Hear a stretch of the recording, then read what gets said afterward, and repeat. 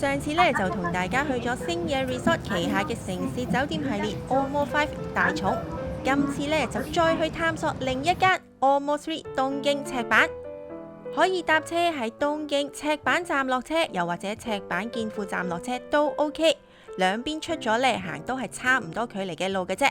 今次咧去嘅時候，我就揀咗喺赤坂見附站落車，坐丸之內線又或者銀座線10番出口出就 OK 噶啦。沿途會見到好多唔同種類嘅餐廳，有咁多間，等我食勻晒之後再慢慢同大家介紹啦。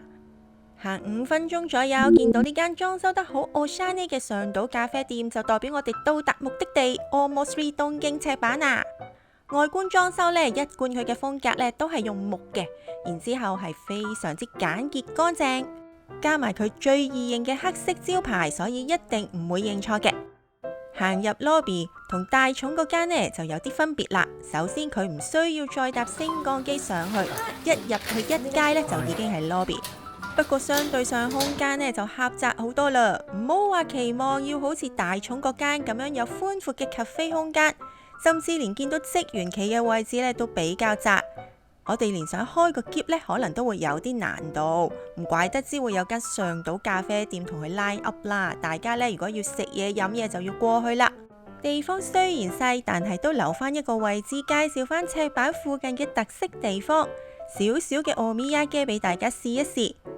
check in 手續繼續由自己做，都係用之前準備咗嘅 QR code 一嘟就得，繼續都係好方便嘅。拎好要用嘅日用品呢，就可以上房啦。呢度呢，總共有140間客室，總共分3個房型。今次我 book 嘅呢，就算係最細嘅一間，叫做 Queen Room， 一張大床，面積呢係19個平方米，基本上應該係for一個人，勉強啲2個人住都 OK。究竟係點嘅樣嘅呢？一開門，原來同大塚嗰間係完全唔同噶。如果話大塚嗰間 Omo 係一間好 funny 有趣嘅酒店，呢一間東京赤坂就應該係一間市正正經嘅商務酒店啦。不過都睇得出，其實佢哋係好俾心機喺房間設計上面諗一啲得意點噶。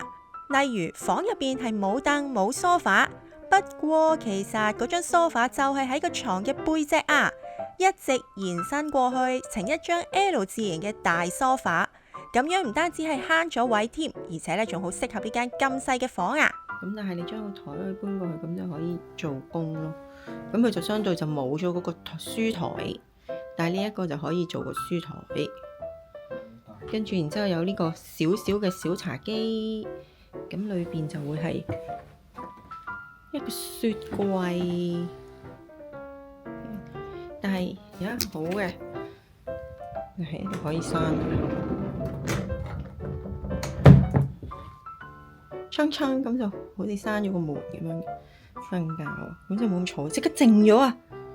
最怕朝頭早未起身，出邊就已經好嘈，所以呢一樣係一個非常之好嘅設計啊！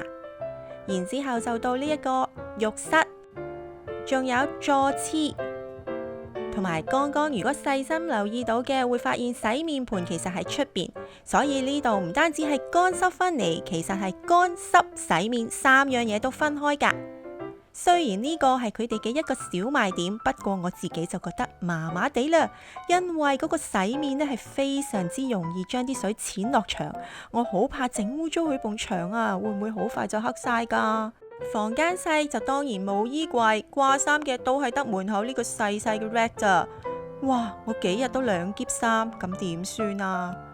其實裏面嘅設計可以好啲啲，偷多啲位嚟用。如果俾我，首先面前呢個電視櫃應該唔好要，咁我隻篋起碼都可以塞入去。而家我都唔知點好啦，我個篋幾日都係咁咋。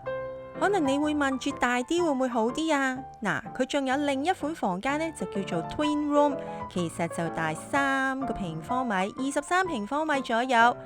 不過唔係大好多㗎咋，因為佢變咗2張床嘛。另外一款呢就可能會好啲啦，雖然都係一樣嘅單人房，不過因為係 for 傷殘人士，即係類似大塚嗰間咁，所以個空間就會更加寬闊。我相信嗰間應該係最好，不過同樣都係好難 book 㗎。地點真係好好，非常方便又多嘢食，但係間房就咁就要睇下你哋點取捨啦。